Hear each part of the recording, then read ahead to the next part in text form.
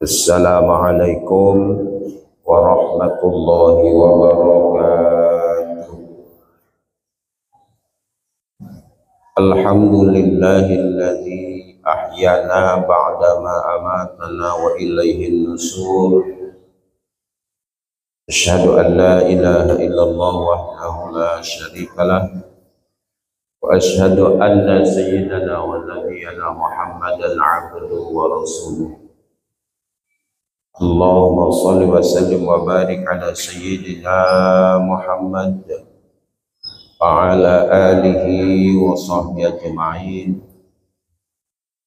Amma ba'du. Bapak, Ibu, hadirin hadirat, kaum muslimin, kaum muslimat, jamaah salat fardu subuh yang dimuliakan oleh Allah, yang dirahmati oleh Allah, yang saya hormati.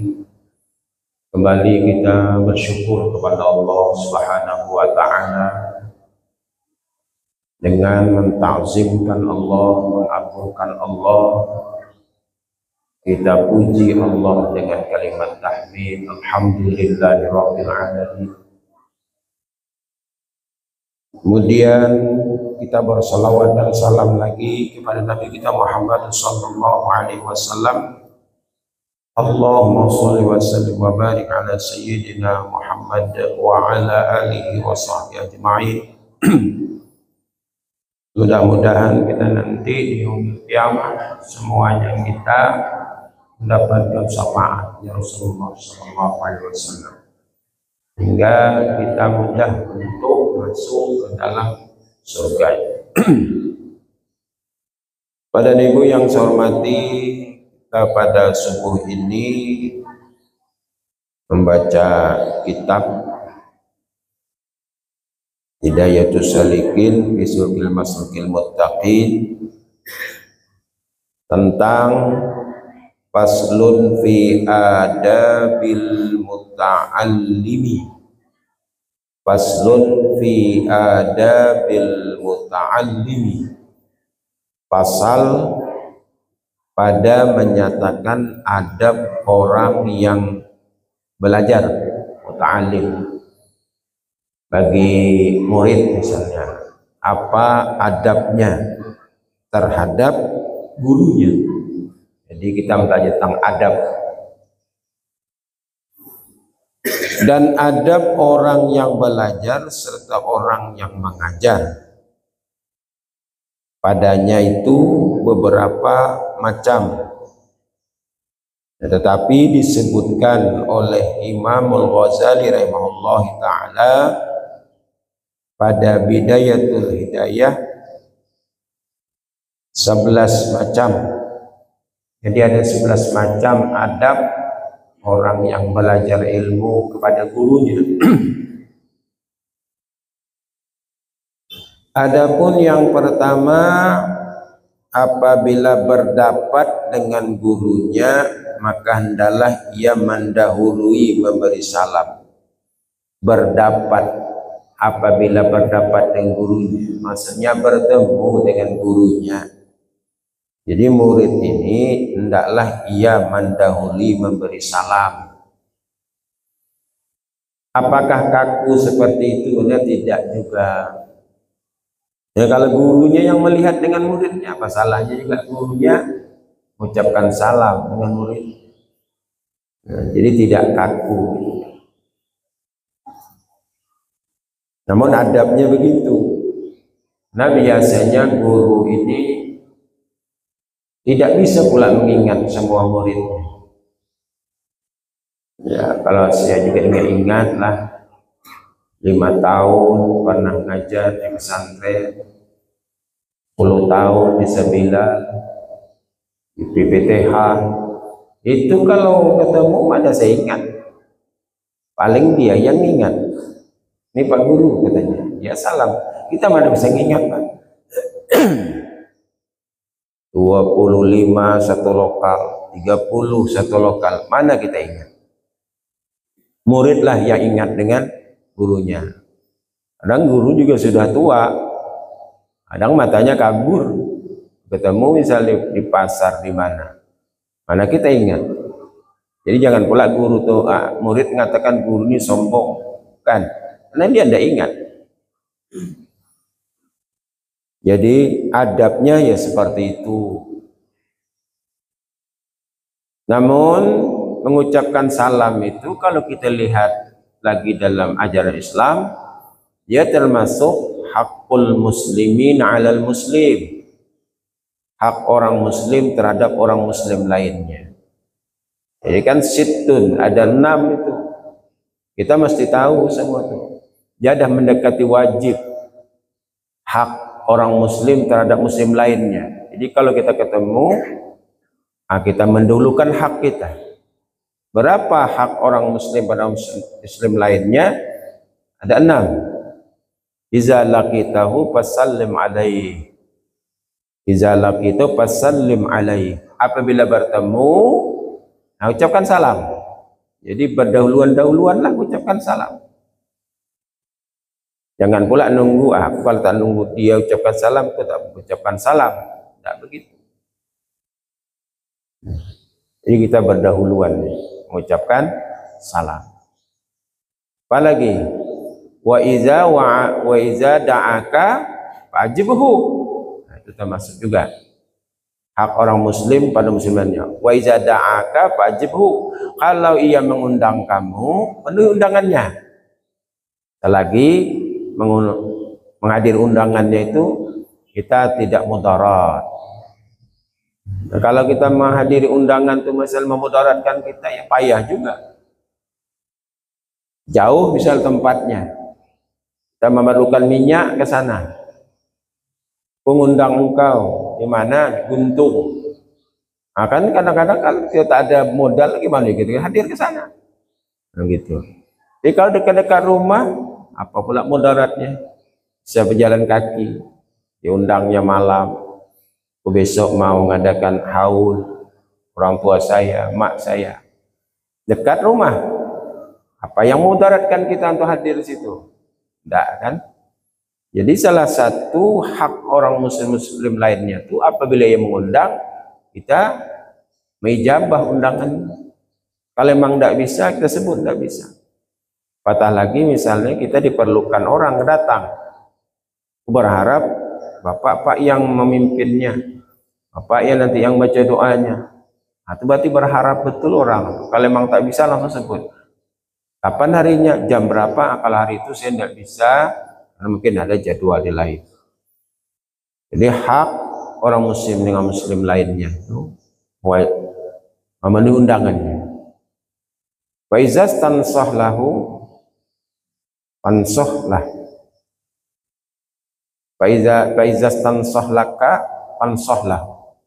Apabila dia minta nasihat, maka berikan nasihat.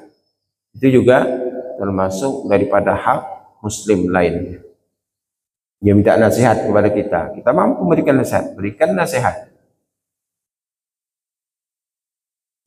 Kemudian apabila dia bersin, wa iza atasa fahamidallah fasammithu. Apabila dia bersin, lalu dia mengucapkan alhamdulillah, kita yang dengar, kita sambut. Cis katanya kan, alhamdulillah, kita yang dengar, kita juga ucapkan yarhamukallah. Kan? Wa iza maridha fa'udhu.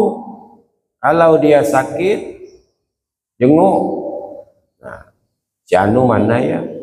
Nampaknya biasa jemaah sama jemaah dengan kita, nampak hampir 3 hari dah ada. Oh dia sakit. Nah, ada waktu kita jenguk. Hak. Wa iza mata fattabi'hu. Kalau dia meninggal dunia, maka ikuti dia. Fattabi'hu. Bukan ikuti dia meninggal, bukan. Kita melayat. Nah, kita mengantarnya, fattabi'hu, mengantarnya ke tempat istirahatnya, ke kuburannya. Belum tahu juga dia peristirahatan terakhir ya Pak ya. Peristirahatan terakhir belum tahu juga. Karena tahu dalam kubur dia juga kena siksa. Kan selalu orang mengatakan begitu.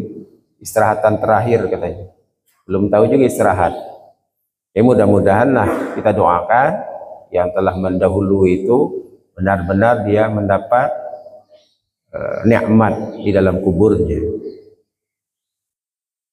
Jadi itu yang saya hormati, apabila berdapat dengan gurunya maka hendaklah ia mendahului memberi salam. Ini adab.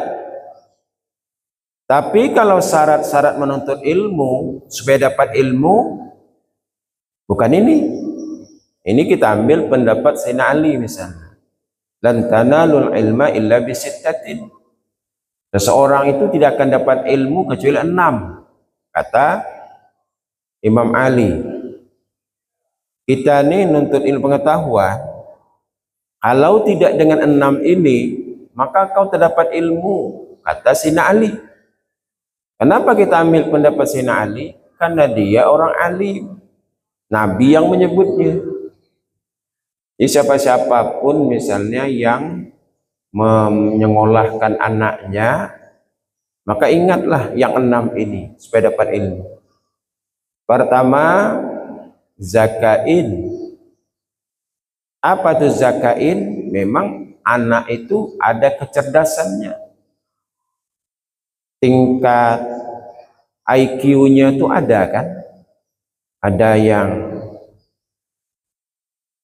super jenius, ada jenius, ada normal, ada below normal, sampai tingkat ke bawah ada namanya idiot. Jadi kalau tingkatannya masih below normal, normal atau jenius, super jenius, paling tidak normal lah. Itu syarat-syarat mendapatkan ilmu. Tapi kalau idiot Pak, payah juga. Itu syarat kata Sayyidina Ali mendapatkan ilmu. Ada kecerdasan memang pada diri. Yang kedua wahirsin, zakain wahirsin. Syarat untuk ilmu yang kedua itu rakus. Apa itu rakus? Rakus ingin mendapatkan ilmu. Di mana ada guru yang alim, dia ingin mendapat ilmunya. Habis ngaji situ, dengar lagi guru sini alim, datang gurunya. Itu namanya rakus dengan ilmu. Boleh, tidak apa-apa. Aku, kata Imam Syafi'i, menuntut ilmu pengetahuan itu seperti seorang ibu yang kehilangan anak satu-satunya. Ibu itu punya anak satu-satunya. Hilang anak itu. Dia cari berita-berita. Di mana keberadaan anakku? Oh, keberadaan anakku misalnya di Rengat. Dia cari ke Rengat. Kalau cari Rengat, tidak ada. Dapat berita bahwa anaknya mungkin sudah keluar negeri. Kemana? Malaysia. Cari ke Malaysia. Artinya kata Imam Syafi'i, aku tuntut ilmu di mana aku dengar ada orang alim, aku seperti ibu yang kehilangan anaknya. Dia cari di mana ada tempat belajar tadi.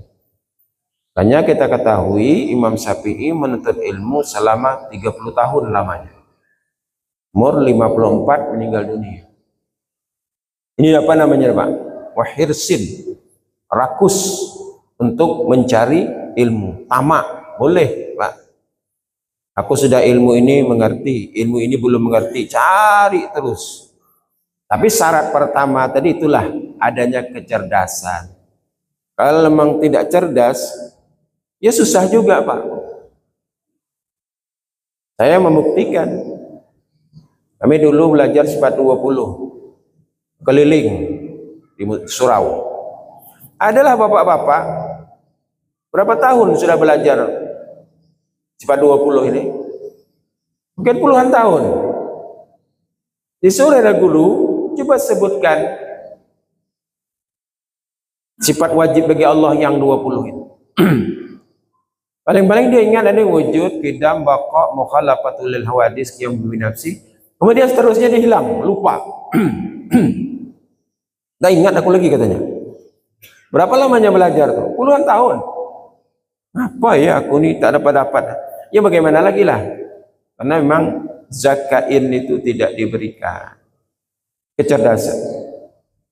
Sama juga dengan suara bagus. Itu tidak bisa dibuat-buat. Inginlah orang semua suara bagus kan, saya ikut musabaqah. Tapi tidak semua. Ada suara bagus, napas pendek. Nah, ada kan?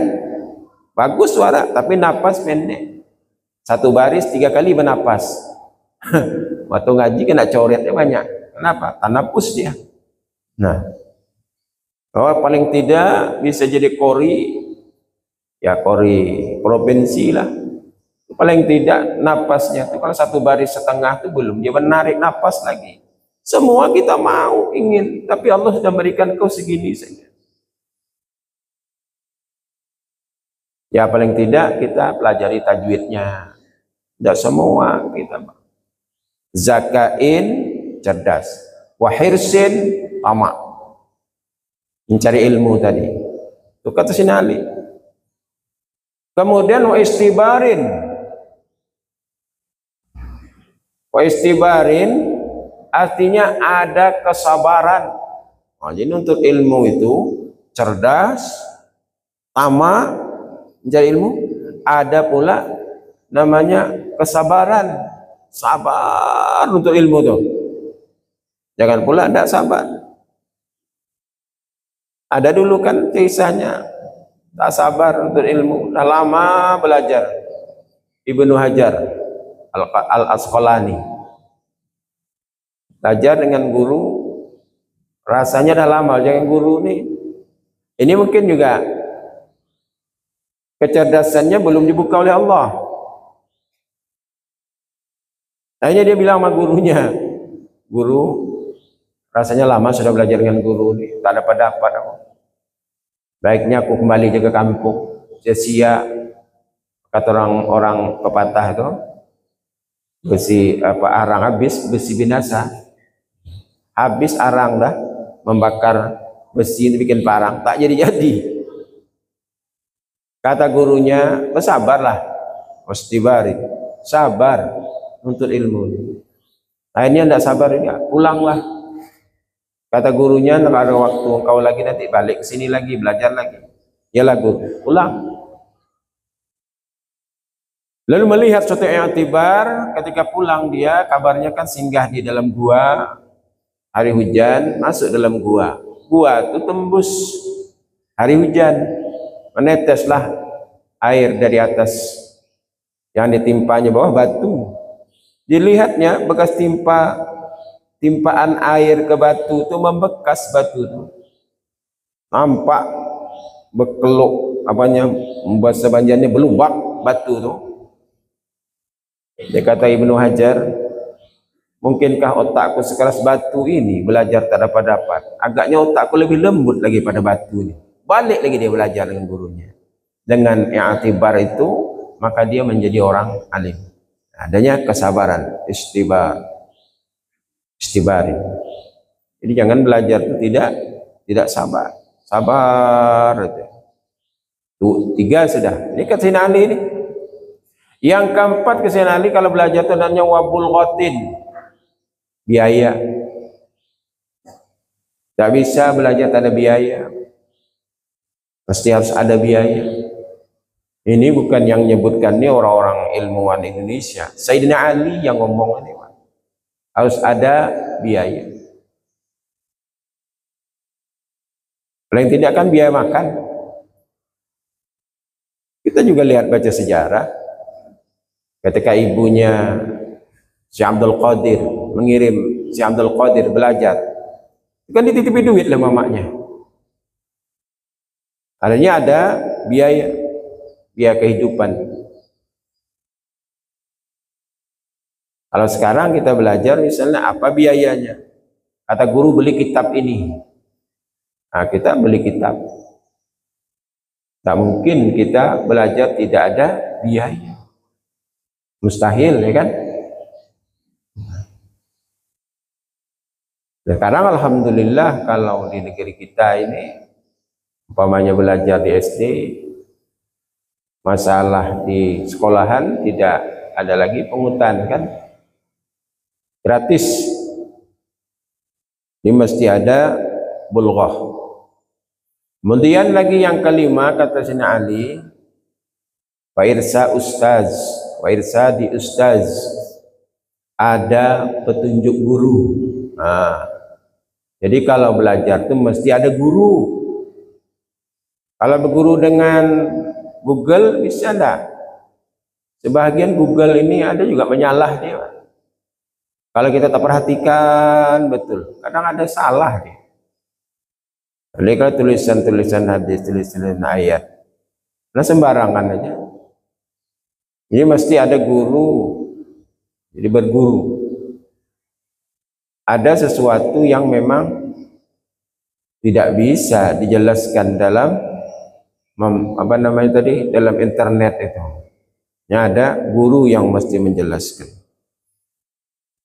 Oh, kita nak belajar sendiri, mana bisa kita memahami? Makanya belajar tafsir.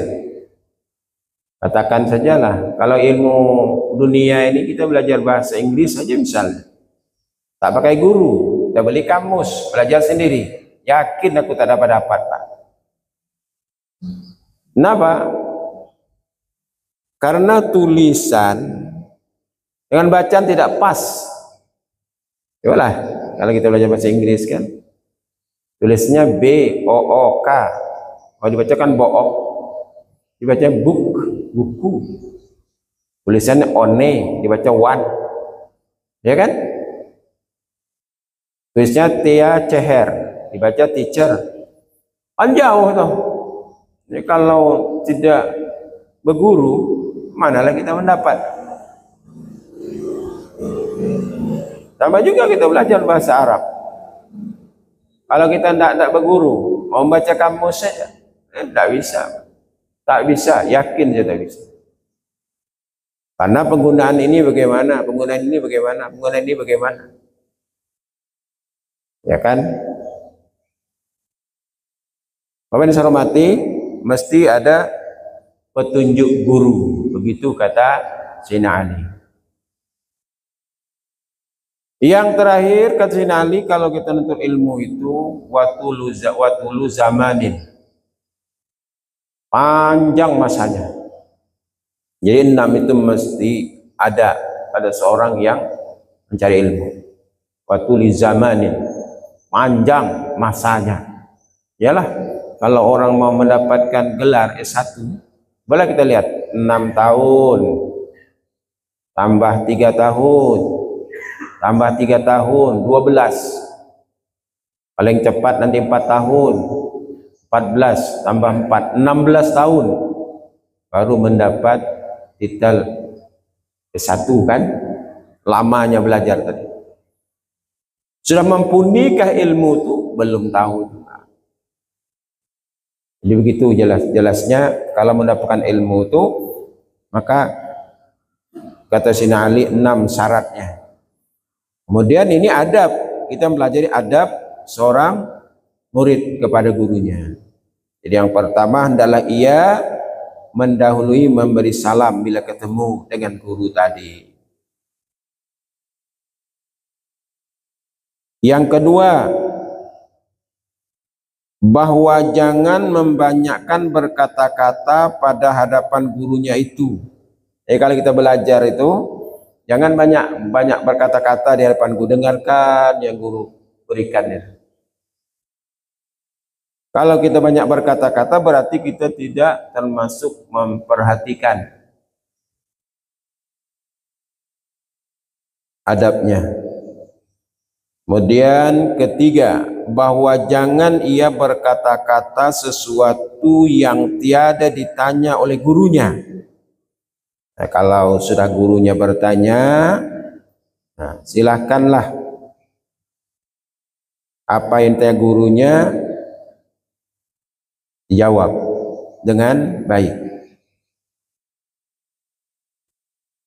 Kadang-kadang guru juga memperhatikan. Ini anak muridnya ngapa gelisah betul ini? Apa masalahnya? Biasa kan guru tanya nih, ini apa masalahnya? Kadang ada aja, tak kemana-mana pikiran kita nampak tuh kan, begitu kita ngajar tuh. Apa masalah anak? Rupanya masalahnya di rumah, coba bawa ke sekolah, gitu. Kau tak perhatikan, dia begini-begini, baru dia akan menjelaskannya. Nabi Muhammad kan sangat memperhatikan tuh. Nabi Muhammad kalau di depan sahabat-sahabat belajar, Rasulullah memperhatikan, ini ngapa gelisah betul yang ini nih. Rasulullah lo nanya, kata Rasulullah, kau dari tadi kau gelisah betul, apa masalahmu? Sebenarnya Rasulullah aku ingin bertanya.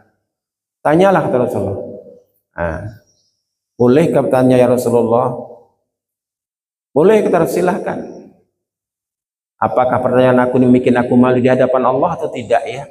Kata Rasulullah, apa masalahnya? Baru dijelaskan. Saya ya Rasulullah kalau sholat itu ngapa selalu ingat dengan urusan dunia. Maka Rasulullah senyum sampai ke nampak geraham gigi Rasulullah itu senyum. Kata Rasulullah, memang begitu banyaknya orang. Kalau sedang sholat itu banyak ingat urusan dunia.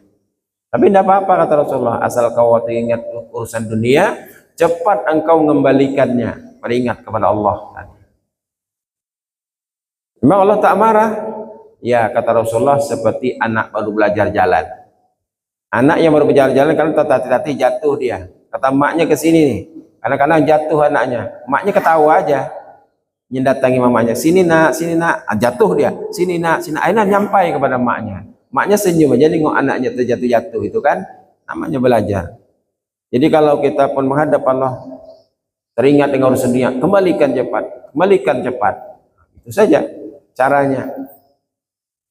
Memang mudah sholat khusyuk tuh, tidak mudah, sulit laksanakan sholat khusyuk. Karena Nabi mengatakan siapa yang sholat 2 rakaat, selama sholat 2 rakaatnya tidak teringat baginya urusan dunianya, maka dia sudah diampuni dosa-dosanya. 2 rakaat jadian sembahyang. Selama 2 rakaat itu tidak ada dia teringat urusan dunianya. Dah bagus dah orang tuh. 2 rakaat aja.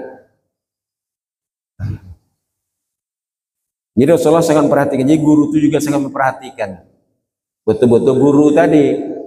Ya, lain kalau guru yang cuek. Jadi guru itu memperhatikan, lalu ia bertanya kepada muridnya. Yang keempat, bahwa jangan ia bertanya akan gurunya, melainkan kemudian meminta izin kepada guru. Itu tadilah minta izin. Misalnya dia mendengar penjelasan guru, aku ini belum mengerti nih. Nampaknya guru ini tak mengulangi lagi yang disampaikan. Minta izin guru, minta ulangi, gitu. Minta izin kita kepadanya, gitu. Caranya kan. Kemudian yang kelima, bahwa jangan ia membantah akan perkataan gurunya itu dengan katanya, si fulan itu bersalahan akan yang engkau katakan itu, sekarang yang sebagainya. Nah ini sudah mulai membantah nih, membantah gurunya. Si anu tuh Pak, tidak kajam bapak menjelaskan. Nah ini sudah membeda-bedakan ini. Si anu menjelaskan begini Pak. Jangan sekali-kali dibuat. Jangan membantahkan perkataan gurunya itu dengan katanya, si fulan tak sependapat akan yang engkau katakan itu. Ya kan Pak, sekarang ini banyak orang beda-bedakan ini. Kalau guru ini nih menyampaikan, ndak berilmu nih guru nih katanya. Hebat si anu tuh ya. Ini banyak sekarang tuh gitu. Beda-bedakan nih guru. Padahal upaya menghormati siapapun guru kita hormati dia. Jangan kita terlalu membeda-bedakan. Mana tahu dari guru yang engkau beda-bedakan tadi lidahnya itu masih menyampaikan. Lalu dia ingat apa yang disampaikan.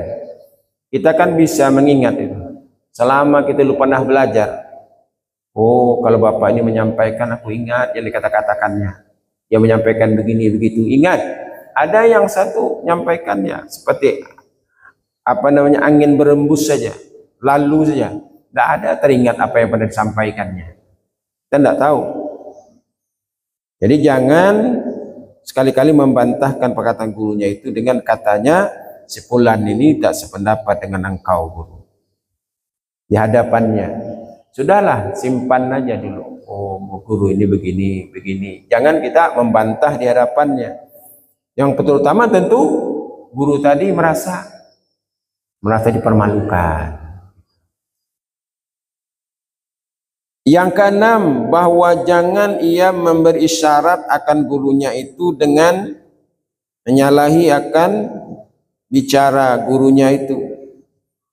Maka ia menyangka bahwasanya ia terlebih benar daripada gurunya. Nah ini nih yang pernah saya ceritakan, bahwa murid ini merasa lebih hebat dari gurunya.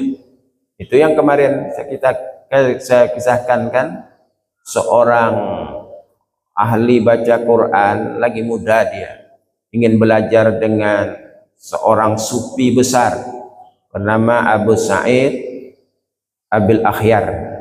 Abu Sa'id Al-Abil Akhyar kan, di Iran. Dia sudah tahu bahwa Abu Sa'id ini terkenal bahwa sufi dan kesufiannya ini sudah mencapai tingkat derajat kewalian. Nah, pernah dia datang ke situ mau belajar. Ketika mendekati rumah tuan guru ini, dia dengar tuan guru baca Fatihah. Dia baca Fatihahnya lurus saja, tidak berlagu-lagu betul lah. Apa kata dia? Ah, tak mungkin lah ulama besar bacaannya macam ini, bagus aku lagi katakan. Apa membaca cermin ini? Akhirnya dia memundurkan diri, membatalkan untuk belajar ke situ. Sementara orang ini sudah terkenal, guru ini. Mundur dia, tak jadi dia belajar ke situ. Pulang aja lah aku nih, jauh-jauh aku berjalan ke sini melewati padang pasir. Itu kan kisahnya di Iran. Namun apa terjadi? Ketika dia pulang, dia dihadang oleh 2 ekor singa. Singa kelaparan yang siap menerkamnya. Maka berteriaklah Ustadz muda tadi, tolong, tolong, tolong. Suara teriakan itu terdengar oleh Abu Sa'id yang tadi ditinggalkan sedang membaca Quran, yang didengarnya baca Fatihah. Seketika itu dia melompat secepatnya, secepat kilat mendatangi singa tadi. Wahai singa, bukankah sudah kukatakan kepadamu, oh setiap tamu-tamu saya yang datang ini jangan diganggu. Nunduk singa tadi. Akhirnya pergilah singa itu. Nah barulah si orang yang sok pintar, sok pandai tadi terkagum-kagum, takjub. Kok bisa Tuhan singa itu tunduk kepada engkau? Apa kata tuan guru tadi? Saya selama ini mempelajari ilmu membersihkan hati. Tidak ada sifat yang namanya suuzon kepada orang lain, dan tidak menilai orang dari lahiriah saja. Kelemahanmu anak muda, kata Abu Sa'id, kau selalu menilai orang dari lahiriah. Kau tak pernah melihat bagaimana batin seseorang. Baru dia paham. Ternyata Pak, kalau hanya satu sebidang ilmu, baca Qurannya bagus, tapi belum tahu lagi ilmu yang lainnya Pak.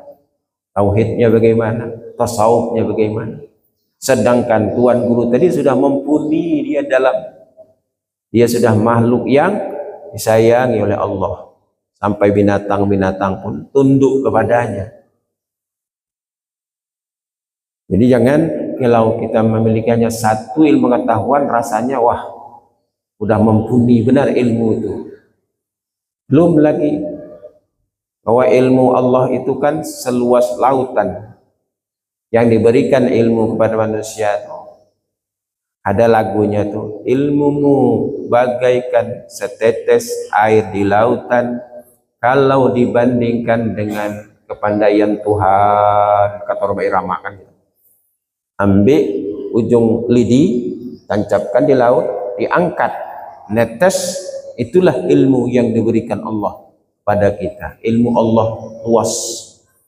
Jadi kalau hanya satu bidang ilmu saja kita kuasai, yang lainnya belum, yang ininya belum, janganlah menganggap aku udah hebat, aku udah pintar. Belum. Nah, ini makanya jadi seorang murid jangan ia memberi isyarat akan gurunya itu dengan yang menyalahi akan bicara gurunya itu. Ia menyangka bahwasanya ia terlebih benar daripada gurunya atau lebih mengetahui. Oh, ia berikan isyarat, guru salah, yang benar begini-begini. Nah, tak boleh begitu rupanya. Kemudian kita masuk yang ketujuh, dan yang keenam, bahwa jangan ia berbisik-bisik dengan orang yang sama-sama duduk pada hadapan gurunya itu. Ya, selalu kita dengar. Biasanya kalau kita ceramah di daerah-daerah, kita ceramahnya bicara juga. Yang paling parah saya bicara itu merokokan. Satu surau merokokan. Saya pernah ceramah di sebuah tempat, aku tengok yang mendengar semuanya Maulid Nabi, tuh Selamerat. Tak perlu sebutkan kampungnya. Memang semuanya merokok. Pedih mata saya. Satu musola itu merokokan, semua merokokan. Aku tengok satu-satu merokokan semua. Pedih mata nih. Ya Allah, beginikah di sini mengadakan? Waktu mendengar ceramah berhentilah merokok dulu. Nanti baru keluar merokok pula. Sambil cakap-cakap tuh. Oh, mengerikan juga saya bilang ini nih. Ya, paling tidak kan makruh hukumnya ya tak? Kalau haram itu terlalu jauh. Kalau makruh itu sudah semua sepakat. Makanya kalau merokok itu kan di tempat yang terbuka. Jangan di dalam. Ini dalam mobil, dalam tempat makan. Itu tak benar. Kenapa? Orang banyak matanya pedih gitu kan. Nah, apalagi juga sedang mendengar dia bercakap. Sekali balik ditanya apa tadi? Entah kata dia. Dia bercakap aja di sana samping. Nah, jadi kalau di daerah, kalau di kota sudah tidak begitu lagi. Kalau di kota orang sudah paham. Nanti keluar kita mau merokok gitu kan. Berbisik-bisik dengan orang yang sama-sama duduk pada hadapan gurunya. Mungkin yang satu mau mendengar, yang satu nih banyak bercakap aja. Jadi sampai yang ketujuh kita pada kesempatan ini kita mempelajari tentang faslun fi adabil muta'allimi. Pasal menyatakan akan adab orang yang belajar. Mudah-mudahan yang sampaikan ini bermanfaat untuk saya sendiri dan kita semua. Mudah-mudahan nanti kita sampaikan kepada murid-murid yang sedang belajar di sekolah, supaya dia mengerti bagaimana adab terhadap gurunya. Semoga yang sampaikan ini bermanfaat. Wabillahi taufiq wal hidayah. Assalamualaikum warahmatullahi wabarakatuh. A'udzubillahi minasyaitonirrajim. Bismillahirrahmanirrahim. Alhamdulillahirabbil alamin. Wassalatu wassalamu ala asrofil anbiya'i wal mursalin wa ala alihi wa sahbihi ajma'in. Subhana rabbiyal aliyyil a'lal wahhab. Allahumma arinal haqqa haqqa warzuqna ittiba'ah wa arinal batila batila warzuqna ijtinabah. Dawam biha subhanakallahumma wa tahiyyatuhum biha salam wa akhiru da'wana alhamdulillahi rabbil alamin. Taqabbalallahu minkum minna wa minkum taqabbal ya karim.